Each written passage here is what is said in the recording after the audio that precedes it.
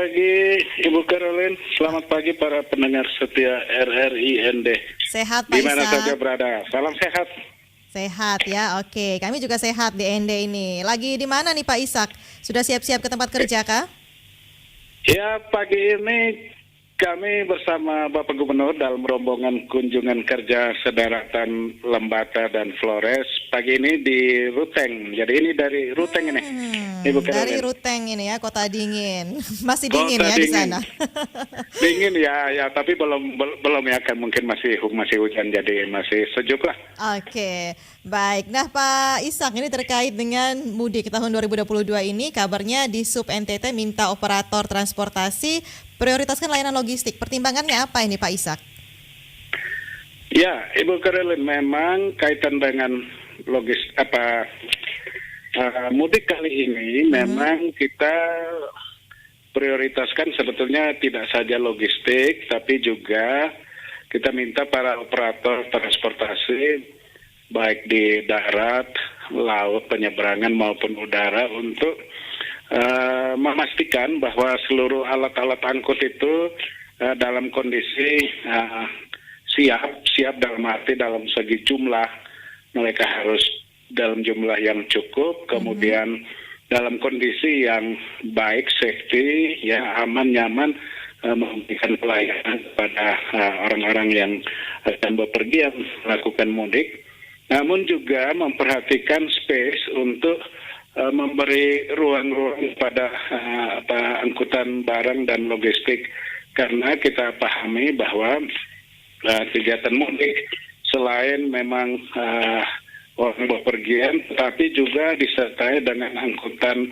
barang maupun logistik. Nah, saya paling tidak dalam kunjungan bersama Bapak Gubernur, mulai dari Lembata, kemudian Lotin, Sika, Ende, Nagekeo, Ngada, dan kemarin kami dari Manggarai Timur sampai ke Ruteng, bersama Bapak Gubernur kita juga memantau kondisi pasar-pasar tradisional kita. Nah, dari gambaran kunjungan ke pasar-pasar tradisional, kita bisa mengambil satu paling tidak kesimpulan sementara bahwa ketersediaan logistik kita selama pesta Paskah maupun juga nanti persiapan Lebaran, semuanya dalam kondisi siap, stabil. Jadi kita pantau tidak ada kekurangan ataupun keluhan dari para pedagang. Jadi ini satu hal yang baik. Juga begitu ya? Namun demikian kita mendorong agar para operator ya angkutan ini supaya juga terus memperhatikan hal-hal ini, karena ini berkaitan nanti dengan inflasi daerah. Kita tidak ingin pada saat orang melakukan Lebaran kemudian orang mengeluh misalnya ada kekurangan telur yang mengakibatkan nanti harga melonjak, kekurangan terutama bahan-bahan kebutuhan pokok. Kira-kira itu alasannya kenapa kita minta supaya para operator itu mempersiapkannya dengan baik. Begitu, Bu Caroline. Ini sebenarnya antisipasi supaya kondisi logistik kita tetap stabil begitu ya, Pak Ishak ya? Benar sekali. Oke, nah ini untuk operator darat, laut, dan udara ini sudah ada koordinasi dari di Sub NTT, Pak Ishak?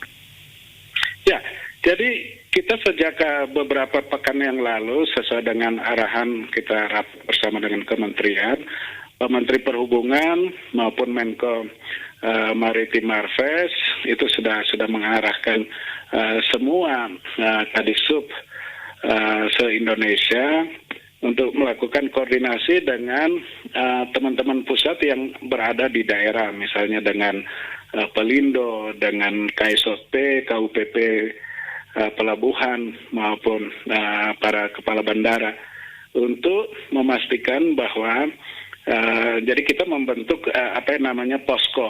Jadi posko-posko terpadu yang kita tempatkan di bandara-bandara, di pelabuhan-pelabuhan maupun di terminal. Tujuannya adalah satu, sebagaimana tadi saya sebutkan tadi, untuk memastikan bahwa ketersediaan angkutan untuk mudik Lebaran itu terjamin. Seperti itu. Jadi ada posko. Kita membentuk posko koordinasi dengan teman-teman pusat, TNI, Polri, maupun para stakeholders yang terkait dengan transportasi. Oke, nantinya siapa saja yang terlibat nanti dalam posko-posko tersebut, Pak Ishak? Jadi yang nanti terlibat di dalam posko itu tentu kalau untuk di darat, kita darat dan penyeberangan, itu kita melibatkan teman-teman dari Balai Pengelola Transportasi Darat Wilayah 13, BPTD Wilayah 13. Kemudian di laut itu Sabandar, KSOP maupun KUPP. Kemudian di bandara tentunya di Bandara El Tari tentunya JM Bandara El Tari. Kemudian bandara lainnya tentu kepala-kepala bandara. Nah, di dalamnya tentu kita melibatkan pihak keamanan, dalam hal ini TNI dan Polri, kemudian juga tentu teman-teman dari Dinas Kesehatan, karena kita saat ini, dan Satgas COVID, karena memang kita masih dalam masa pandemi, kita harus memastikan bahwa para penumpang itu memang benar-benar sesuai dengan regulasi, adalah mereka-mereka yang sehat dan layak untuk melakukan perjalanan. Juga di dalamnya tentu kantor kesehatan pelabuhan KKP dan unsur-unsur seperti pelindo, para operator.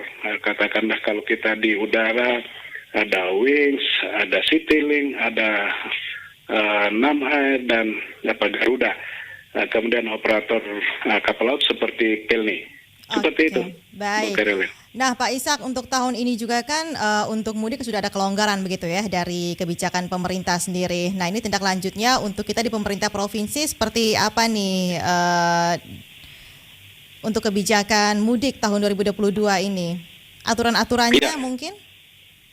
Ya, memang khusus untuk NTT itu ada perlakuan yang khusus ya, khusus di dalam intra NTT, sebagaimana sebelum-sebelumnya adalah bahwa orang yang melakukan perjalanan bepergian selama masa mudik, khususnya di NTT, cukup dapat menunjukkan bahwa yang bersangkutan sudah divaksin 2 kali. Jadi kalau sudah vaksin 2 kali itu bebas. Sementara aturan nasional meminta untuk dilakukan paling tidak dengan booster.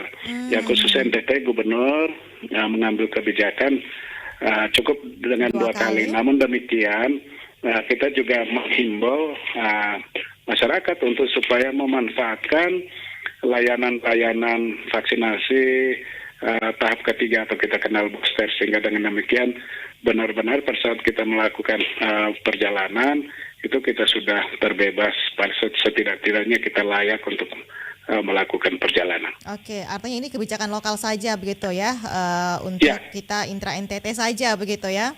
Betul.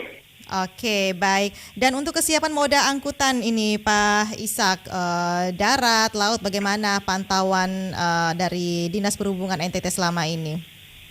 Baik, Bu Caroline, sejauh yang kami pantau, berkoordinasi, ya, sejauh ini semua masih terkendali baik. Memang khusus untuk udara kita perhatikan memang ada lonjakan, ada permintaan untuk menggunakan jasa layanan udara itu memang cukup tinggi, kita perhatikan. Namun memang kita masih terkendala khususnya dari Wings, karena memang satu-satunya saat ini yang melayani udara NTT itu terbanyak dari maskapai Wings, kemudian ada NAM, namun NAM terbatas, dia hanya melayani Kupang Maumere, kemudian Kupang Tambolaka. Namun demikian pihak Wings memastikan bahwa sejauh ini masih mampu untuk melayani paling tidak penerbangan domestik di dalam NTT. Namun mereka juga mengantisipasi sekiranya nanti ada lonjakan, tentunya akan dibantu tambahan pesawat ataupun tambahan penerbangan. Nah, sedangkan kalau di laut tidak ada masalah karena kapal-kapal penyeberangan kita cukup. Kemudian kapal-kapal Pelni kalau hanya di dalam wilayah NTT itu cukup. Jadi tidak ada masalah. Jadi siapapun yang ingin melakukan perjalanan selama mudik, khususnya di dalam wilayah NTT itu tidak ada masalah. Sedangkan keluar ke NTT, itu khususnya untuk udara, karena ada pesawat yang dengan berbadan lebih lebar, sehingga hampir semua penumpang bisa terangkut. Saya kira ini. Oke, Pak Ishak, apalagi sudah ada kemudahan-kemudahan dari pemerintah Provinsi NTT harus digunakan sebaik mungkin ya oleh masyarakat NTT ini ya. Jadi mau mudik tetap ya prokes ini sangat penting sekali. Iya. Oke, kerjasama dan kolaborasi dari semua instansi juga ini penting sekali sampai sejauh ini ya Pak Ishak ya. Benar, itu kuncinya. Jadi kita tidak bisa bekerja sendiri-sendiri, tetapi memang harus kerja kolaboratif, dan itulah memang yang sering diminta oleh Bapak Gubernur di mana-mana dalam kunjungannya, supaya pemerintah daerah, pemerintah provinsi maupun pusat itu selalu kerja kolaboratif, kerja bersama-sama untuk melayani seluruh kebutuhan masyarakat kita. Oke, baik Pak Ishak, terima kasih Pak Ishak untuk informasinya bersama RRI pagi ini. Sukses ya untuk kegiatan kunjungannya. Selamat bertugas kembali Pak Ishak. Salam sehat selalu. Terima kasih, amin. Salam sehat, selamat bertugas juga untuk Ibu Kerelen, Pak Rizwan, dan teman-teman di RRI ND. Tuhan memberkati. Amin. Pak Ishak Nuka, Kadis Perhubungan NTT terkait dengan kebijakan mudik 2022 untuk wilayah Provinsi Nusa Tenggara Timur. Pendengar, nantikan kami dengan topik wawancara lainnya sesaat lagi. Pro 1